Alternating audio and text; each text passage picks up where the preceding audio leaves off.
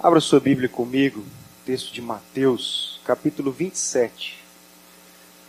Texto do Evangelho de Mateus, capítulo 27. Acompanhe a leitura que farei a partir do verso de número 45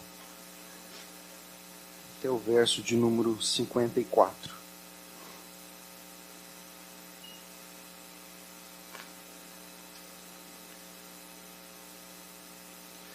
Mateus 27, do 45 ao 54. Leiamos a palavra do Senhor. Eu vou ler, os irmãos acompanhem. Desde a hora sexta até a hora nona, houve trevas sobre toda a terra. Por volta da hora nona, clamou Jesus em alta voz, dizendo: Eli, Eli, lama sabactani, o que quer dizer: Deus meu, por que me desamparaste? E alguns dos que estavam ali, ouvindo isto, diziam: Ele chama por Elias. E logo um deles, correndo a buscar uma esponja, e tendo-a embebedido de vinagre e colocado na ponta de um caniço, deu-lhe a beber. Os outros, porém, diziam: Deixe, vejamos se Elias vem salvá-lo. E Jesus, clamando outra vez, com grande voz, entregou o Espírito. Eis que o véu do santuário se rasgou em duas partes, de alto a baixo. Tremeu a terra, fenderam-se as rochas, abriram-se os sepulcros, e muitos corpos de santos que dormiam ressuscitaram. E saindo dos sepulcros, depois da ressurreição de Jesus, entraram na cidade santa e apareceram a muitos. O centurião e os que com eles guardavam a Jesus, vendo o terremoto e tudo o que se passava, ficaram possuídos de grande temor e disseram: verdadeiramente, este era filho de Deus. Angústia. Talvez essa palavra seja uma palavra bastante conhecida para alguns aqui nessa noite. Talvez seja uma palavra desconhecida para outros, mas em seu significado, porventura, talvez você já tenha passado por alguma angústia. E eu pergunto, qual foi a maior angústia que você passou na sua vida? Angústia, meus irmãos, é o estado de sofrimento físico, é o sofrimento da alma. Ela traz em si a dor, a intensidade da agonia, de um sofrimento a qual nós não conseguimos mensurar. E nesse texto que nós lemos, nas palavras de Jesus, nós vemos a sua mais temível angústia. Nessa noite, meus irmãos, eu gostaria de expor aos irmãos esse texto para que nós pudéssemos parar um pouco e avaliar o que Jesus está dizendo aqui. Muitos de nós acreditam que Jesus, ele sofreu uma grande angústia por diversos fatores que o conduziram até a morte de cruz. Mas aqui, meus irmãos, nessa passagem, nós vemos que vai além. A agonia do Senhor Jesus vai além dos seus sofrimentos, sejam eles físicos, sejam eles de zombaria, sejam eles da ridicularização que os judeus fizeram com relação ao seu nome. Meus irmãos, o contexto dessa passagem traz justamente os momentos finais. O evangelista Mateus, assim como os demais evangelistas, eles tentam apresentar, e eles de fato apresentam, Jesus como sendo o Filho de Deus. E desde o seu nascimento, ele vem trazendo o texto de uma forma que correlaciona o Senhor Jesus ao cumprimento da promessa, daquela semente que viria de Abraão, a semente que pisaria a cabeça da serpente. Aquele profeta a qual Moisés prometera, que viria, que seria maior do que Moisés, e que guiaria o povo de Deus para entrar na terra prometida. Jesus, meus irmãos, é o cumprimento da promessa. A promessa feita a Davi, do descendente que se levantaria e colocaria diante dos seus pés, embaixo dos seus pés, todos os inimigos, e que reinaria por toda a eternidade. Jesus é este, meus irmãos. E Mateus vem descrevendo isso, mostrando em cada discurso, em cada atitude de Jesus, que ele de fato era o Filho de Deus.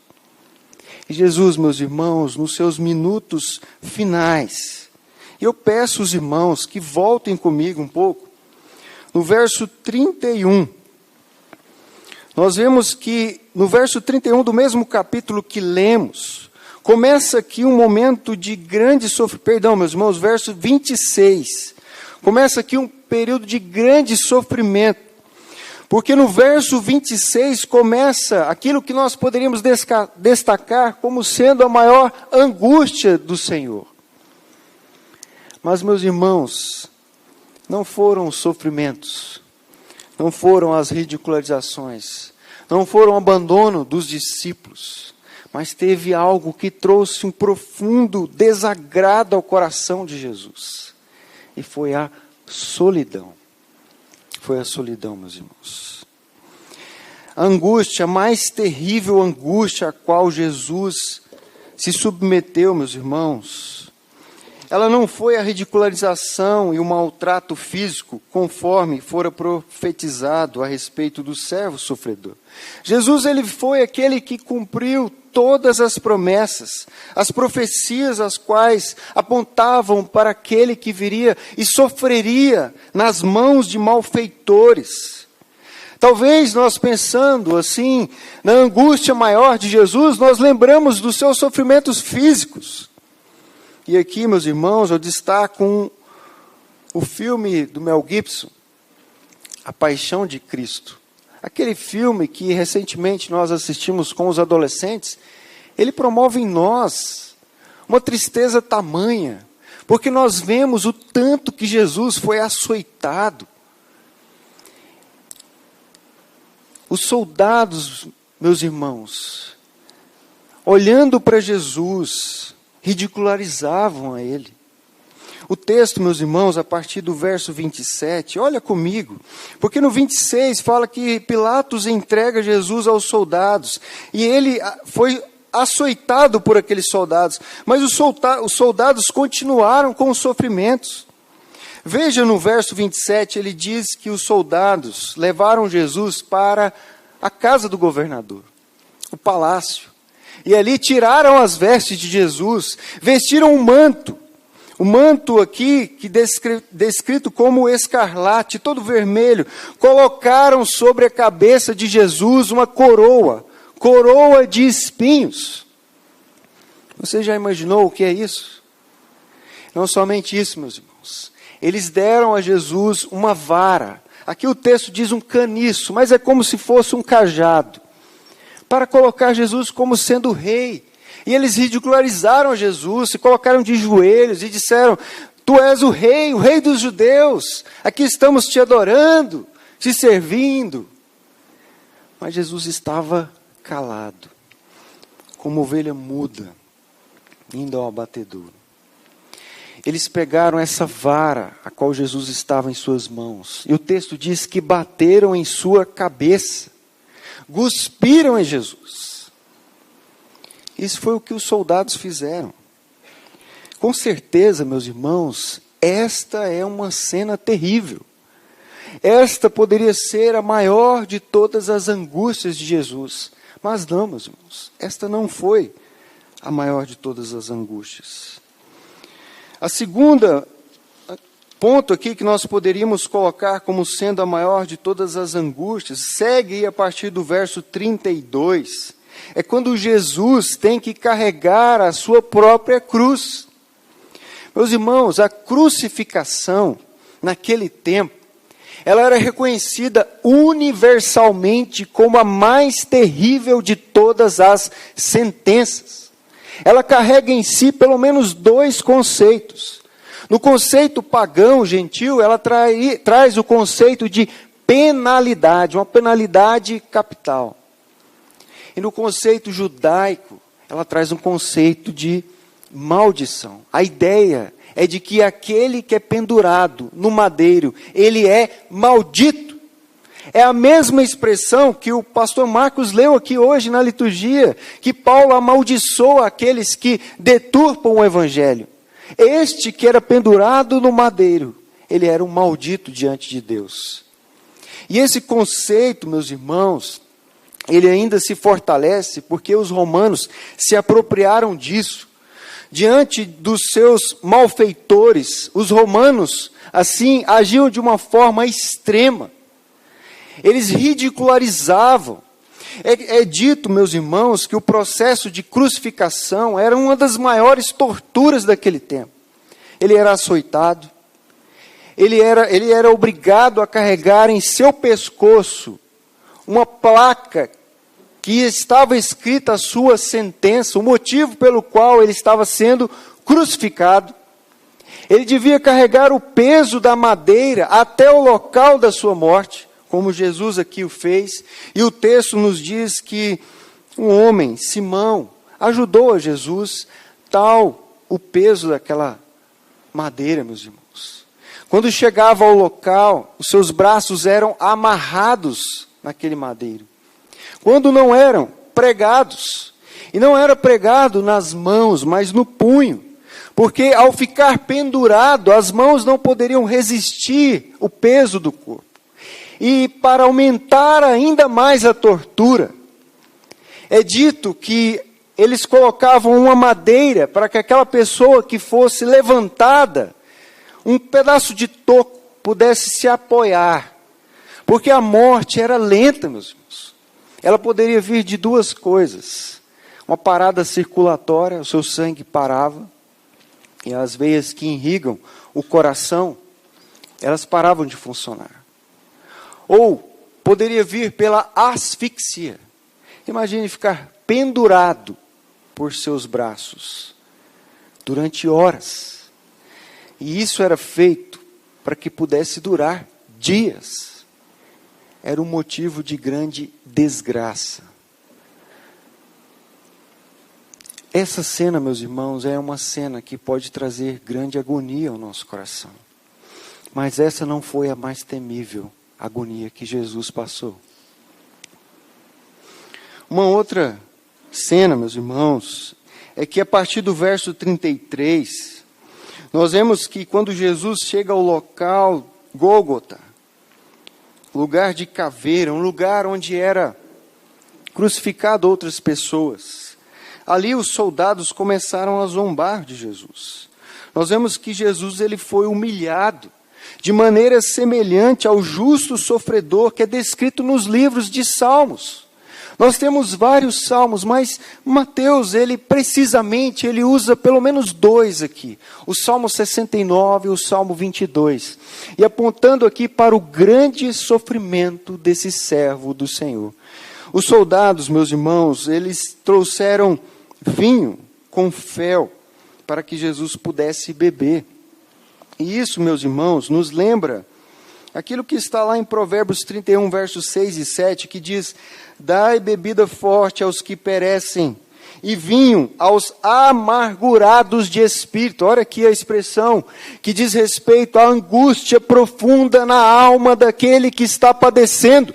Jesus estava padecendo ali naquele lugar, crucificado, e o que deram a ele para beber foi fel. Lá em Provérbios diz: para que bebam e se esqueçam de sua pobreza e de suas fadigas, não se lembrem mais.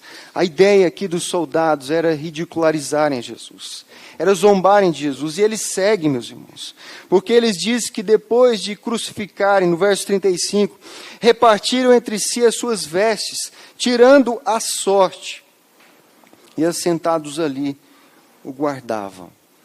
Mais uma ligação, uma expressão que Mateus coloca do cumprimento daquilo que está descrito no Salmo de número 22. Quando Davi, o servo sofredor, ele descreve que os seus opressores, acusadores, os seus inimigos repartiram entre si as suas vestes, definiram entre sortes.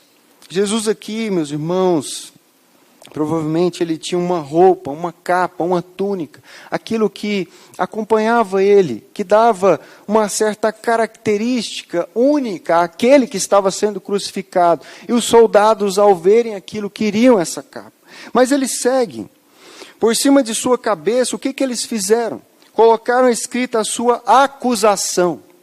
Este é Jesus, o Rei dos Judeus. Aqui uma zombaria, meus irmãos. Os judeus passaram por ali. Outras pessoas passaram por ali. E eles, ao lerem aquela placa, leram: este é Jesus, o Rei dos Judeus. E ao lado de Jesus, para ainda aumentar aquele ponto de dor, de agonia, foram crucificados outros 2 malfeitores. Outro texto que cumpre a palavra segundo Isaías, que diz que junto a malfeitores ele foi contado.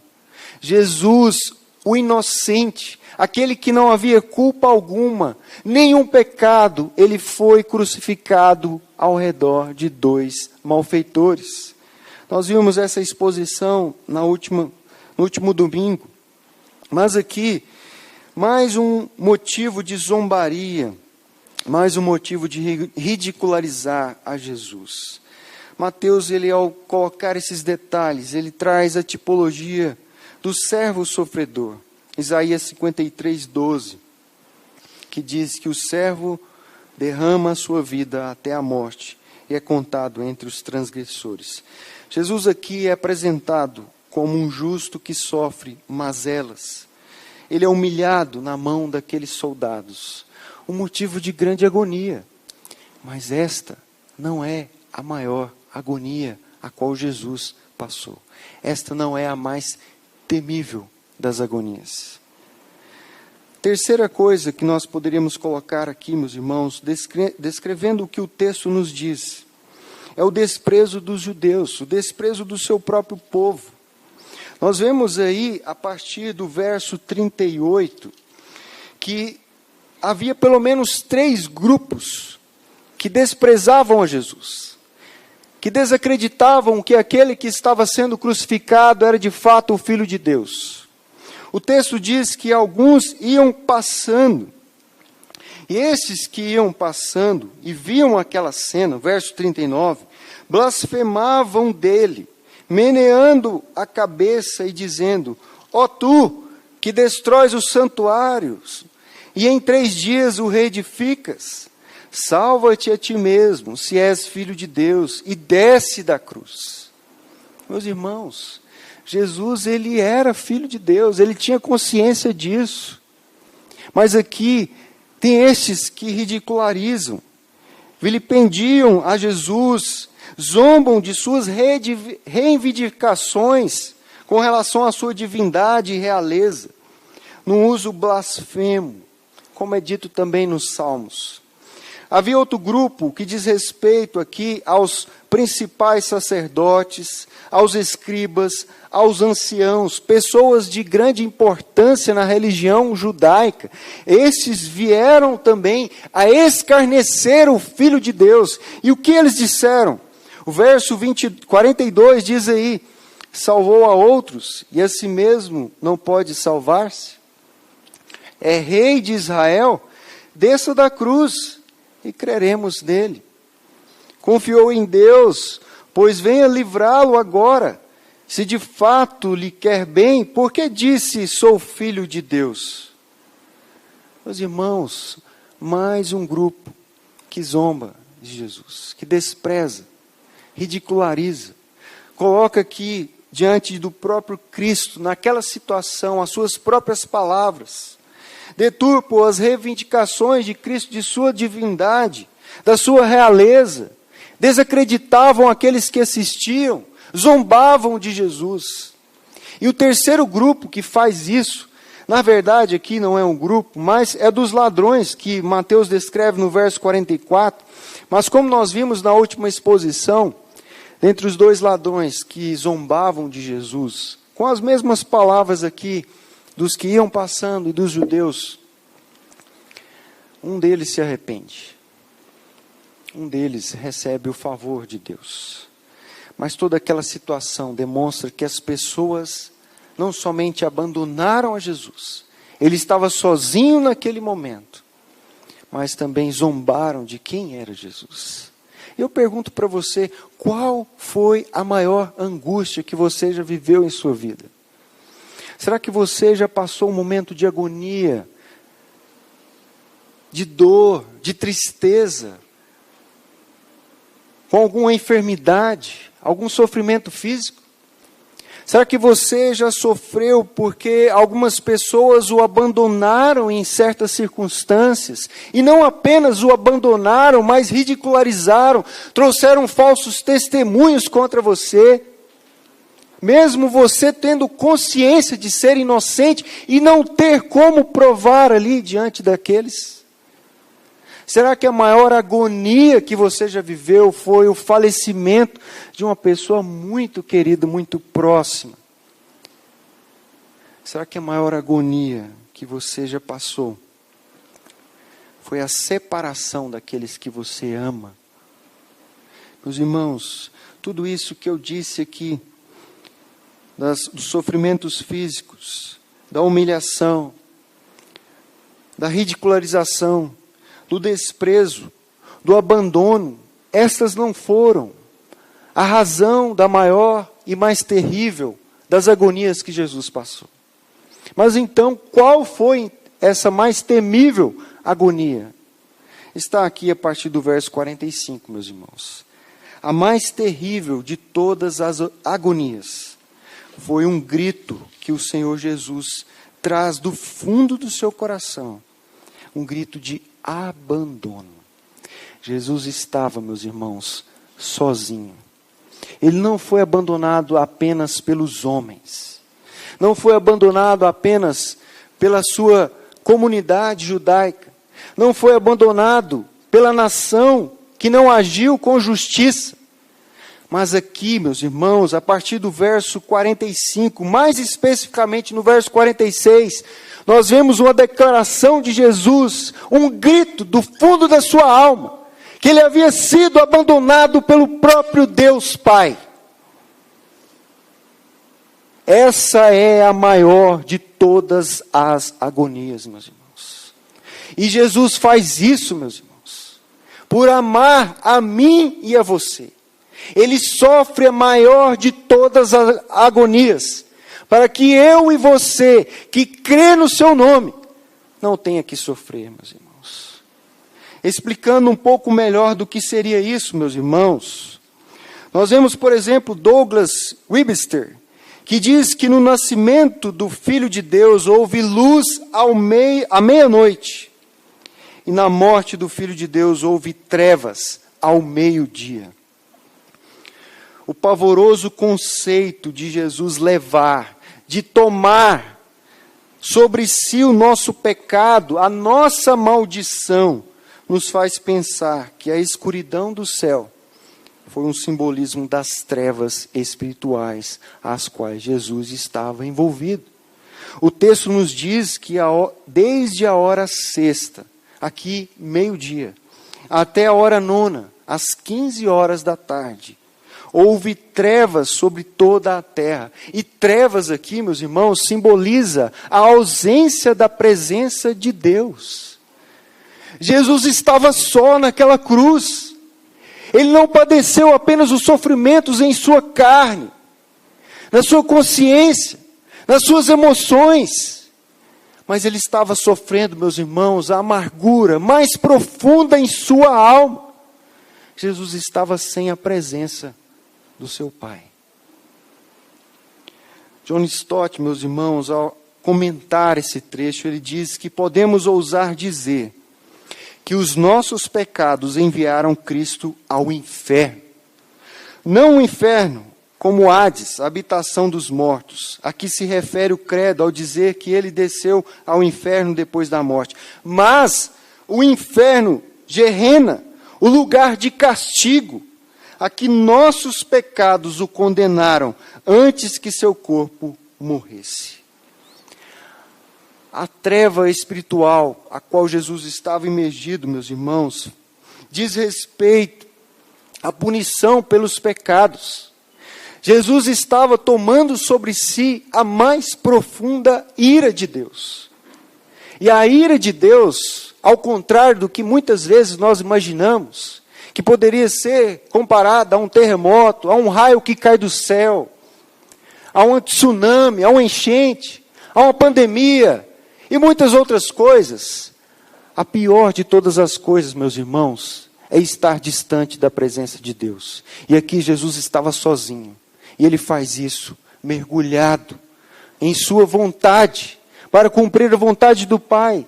Ele se desliga, se desconecta, se separa do Deus Pai. Imagine, meus irmãos, qual é a tristeza de um filho estar separado, distante do seu pai. Isso não chega nem perto do que seria essa distância de nosso Deus, nosso Criador.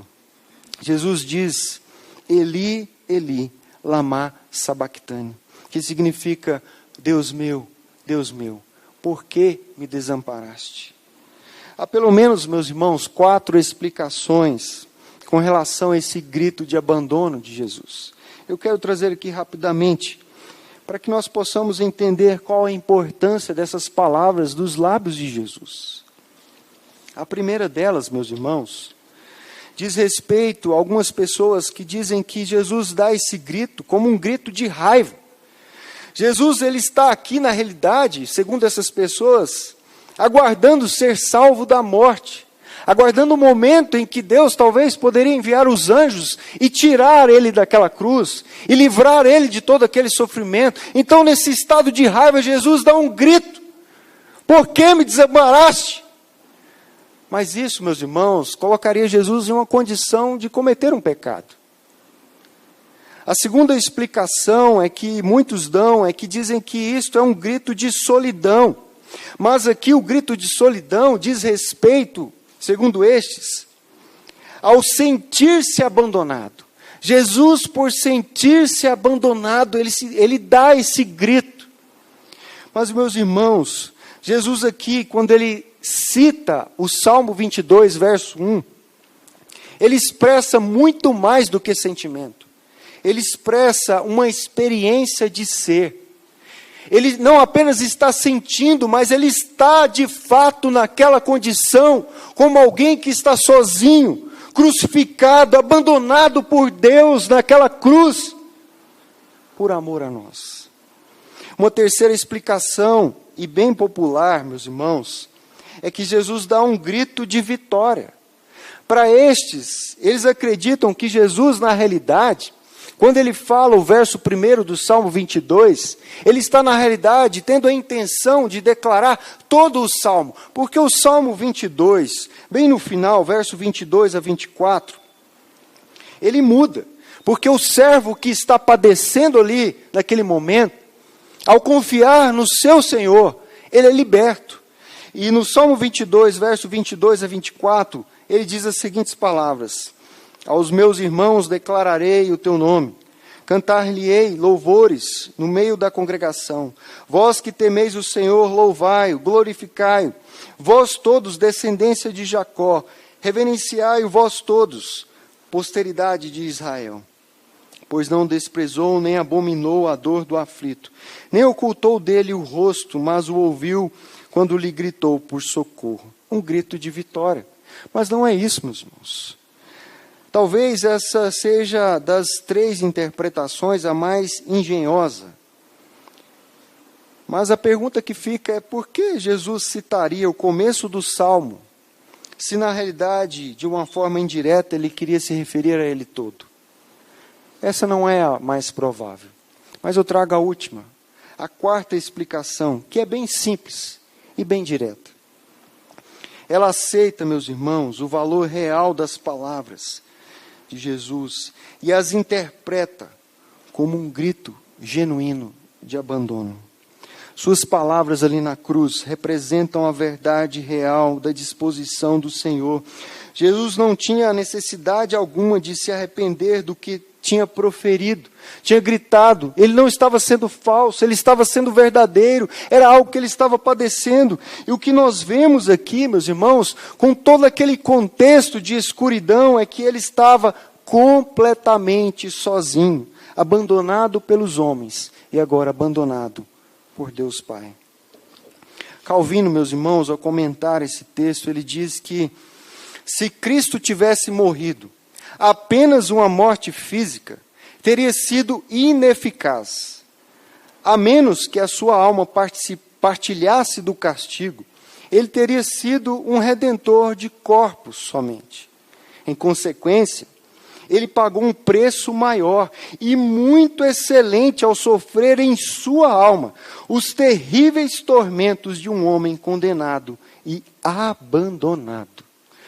Portanto, meus irmãos, esse grito de Jesus na cruz, um grito de angústia, da mais terrível angústia que um homem possa passar, ele estava aqui representando esse pavoroso, esse momento tenebroso da separação entre pai e o filho. E Jesus, ele faz isso de uma forma voluntária. Tanto pelo pai como pelo filho, nós vemos que foi devido aos nossos pecados e à sua justa recompensa. Jesus, ele expressou esse horror de grandes trevas, esse abandono de Deus, citando o único versículo das Escrituras que corretamente o descrevia, e a qual ele cumpriu ali perfeitamente. Deus meu, por que me desamparaste? O perfeito juízo pelo pecado trouxe grandes trevas sobre Jesus. Ele estava sozinho, abandonado por Deus Pai. Essa separação foi a mais terrível angústia sofrida por Jesus, o Filho de Deus. Jesus estava desesperado naquela cruz. E ele faz isso, meus irmãos, para que houvesse reconciliação entre nós e o nosso Deus Pai. Imagine a cena, meus irmãos. Ele sofre a maior de todas as angústias. A angústia que está destinada àquele que receberá o juízo de Deus por seus pecados. A separação completa do seu Criador. Meus irmãos, a mais temível das mortes não é apenas a morte física, mas é a morte espiritual, é a morte eterna, a qual está destinada a todos os homens que não reconhecem Jesus como sendo o Filho de Deus, que não confiam as suas vidas no único e suficiente Salvador, no único que pode reconciliar a vida do pecador com o seu Criador. É Jesus, meus irmãos. É Jesus que dá salvação a esse perdido. E Jesus faz tudo isso, meus irmãos. Ele está disposto aqui a se separar do seu Pai, uma união perfeita com a Trindade, por amor a cada um de nós. Foram os nossos pecados que colocaram Jesus nessa situação. Nós precisamos compreender isso, meus irmãos. Muitas vezes nós falamos daquilo que Jesus fez por nós, mas isso não nos enche de esperança, não enche o nosso coração de alegria. Nós precisamos, meus irmãos, arregaçar as nossas camisas, arregaçar as nossas mangas e proclamar a esse mundo que há uma salvação só em Jesus, meus irmãos. Esse fim trágico e terrível, angustiante, não foi o fim, meus irmãos. Ele foi aceito por Deus, e a prova disso é que 3 dias depois Jesus estava ressurreto. Essa é a certeza que nós temos, que o sacrifício de Jesus foi aceito. E que nós, de fato, temos a reconciliação com nosso Deus e Pai. Para concluir, meus irmãos, eu não posso deixar de ressaltar 4 coisas. Por que a crucificação de Jesus, apesar do seu horror, da sua vergonha, da sua dor, ela é tão importante para nós? Primeira coisa, Cristo morreu por nós. Jesus, ele empreendeu essa morte necessária e voluntária por nossa causa, não pela sua. E Ele, ao fazer isso, Ele nos garante o maior de todos os bens, que é a salvação da morte espiritual. Jesus, Ele padece naquela cruz, Ele morre de fato, Ele se separa de Deus Pai. E Ele faz isso para que eu e você, que cremos no Seu nome, não precisamos passar por esse momento. A segunda coisa que nós precisamos entender, meus irmãos, Cristo morreu para conduzir-nos a Deus. O foco do propósito benéfico da sua morte é a nossa reconciliação com Deus. Aquele que está em pecado, ele está separado de Deus. É impossível o pecador chegar diante de Deus, porque ele é fulminado, ele é exterminado. Mas Jesus, o único meio, a porta, o caminho, a verdade, aquilo que nos conduz ao Pai, Ele morre para conduzir-nos a Deus. Em consequência da sua morte, Ele nos confere a bênção, a maior de todas as bênçãos, que é a salvação da morte eterna. Terceira coisa, meus irmãos, Cristo morreu por nossos pecados. Isso precisa ficar claro na nossa mente. Muitas vezes nós cantamos isso, nós falamos isso, nós testemunhamos a respeito disso, mas precisamos lembrar disso todos os dias, todos os momentos. Cada vez que você comete um pecado, é como se você estivesse olhando para Cristo crucificado. Foi o seu pecado que colocou Ele naquela circunstância. Nossos pecados eram um obstáculo que nos impedia de receber o dom que Ele desejava dar-nos, a vida eterna. De modo, meus irmãos, que esses pecados tinham que ser removidos antes de nós recebermos a salvação. E Jesus, Ele faz isso por cada um daqueles que são seus. Ele faz isso por cada um de nós. Quarta e última coisa, meus irmãos. Cristo, Ele sofre a nossa morte ao morrer por nossos pecados. É aqui, meus irmãos, é um ponto que eu queria destacar. Eu destaquei ao longo de toda a nossa fala aqui. É a maior de todas as angústias. Muitas vezes você pode temer a morte física. De fato, é algo doloroso. Nós sabemos disso porque quando nós nos despedimos de alguém muito querido, isso aperta os nossos corações. Isso traz um luto que muitas vezes parece interminável, uma dor, um sofrimento. Quando você está sozinho no seu quarto, você se lembra daquela pessoa, você chora. Isso lhe traz dor, sofrimento. Mas essa morte física, meus irmãos, ela não é a pior. A pior é a morte espiritual. É quando você passar por essa morte física, sem estar em Jesus. Os seus pecados serão julgados. E esse juízo a qual Jesus recebeu naquela cruz cairá sobre você. E eu pergunto para você, que está aqui nessa noite, como está a sua vida diante de Deus? Como tem sido a sua caminhada? Você já entregou a sua vida nas mãos do Senhor? Você reconhece que Jesus de fato é o Filho de Deus, e Ele estava ali como um substituto naquela cruz para salvar a sua vida? Se você já fez isso, tenha toda a certeza, porque a Escritura nos dá essa certeza, de que você não passará por essa mais temível angústia, que é a morte espiritual. A sua vida já está nas mãos do Senhor. Agora, se você que já ouviu tantas pregações, já leu tantos livros, já assistiu filmes, já conversou a respeito de Jesus, já sabe que Ele morreu pelos nossos pecados, mas se você ainda não tomou uma decisão e reconheceu Ele como sendo o Filho de Deus, você precisa tomar uma decisão. Porque esse juízo a qual Jesus substituiu os eleitos de Deus, ele está reservado também para aqueles que não confessam Jesus como seu Criador, como seu único e suficiente Salvador. Você ainda tem tempo.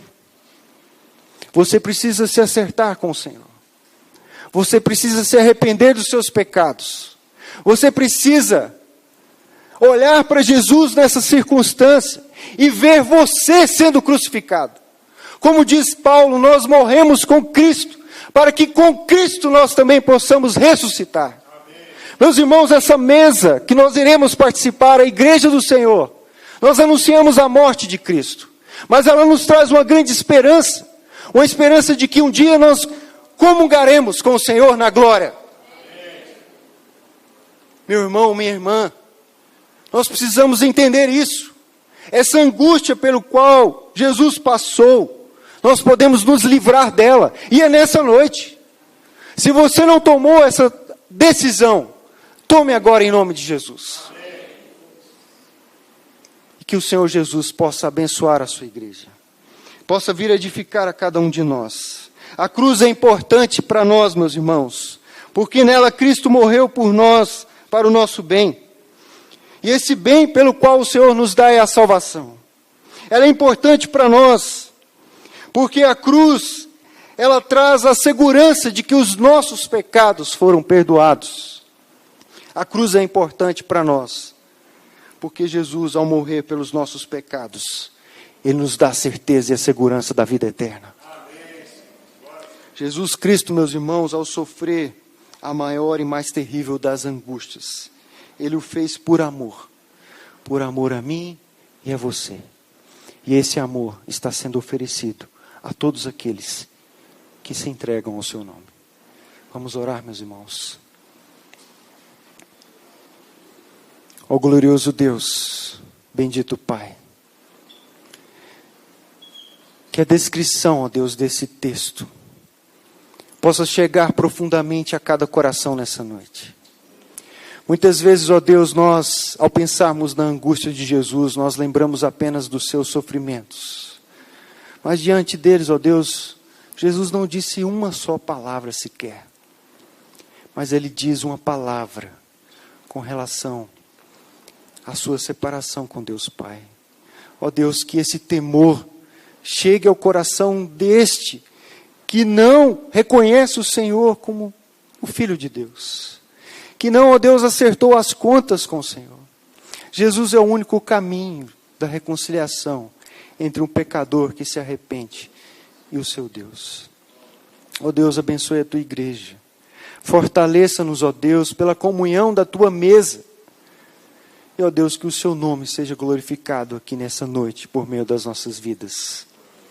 Nós oramos, ó Deus, de fato, em agradecimento ao Senhor, por todo esse sofrimento. Sofrimento que era cabível a nós, mas que foi colocado, ó Deus, nos ombros de Jesus. Ó Deus, traga consciência a cada um de nós sobre isso, ó Deus. Que nós possamos ser servos do Senhor, zelosos. Que possamos nos lembrar sempre dessa cruz. É a cruz que nós merecíamos, mas que o Senhor toma sobre si por amor a nós. Ó Deus, fortaleça a tua igreja nessa noite. Em nome de Jesus. Amém, Senhor. Amém.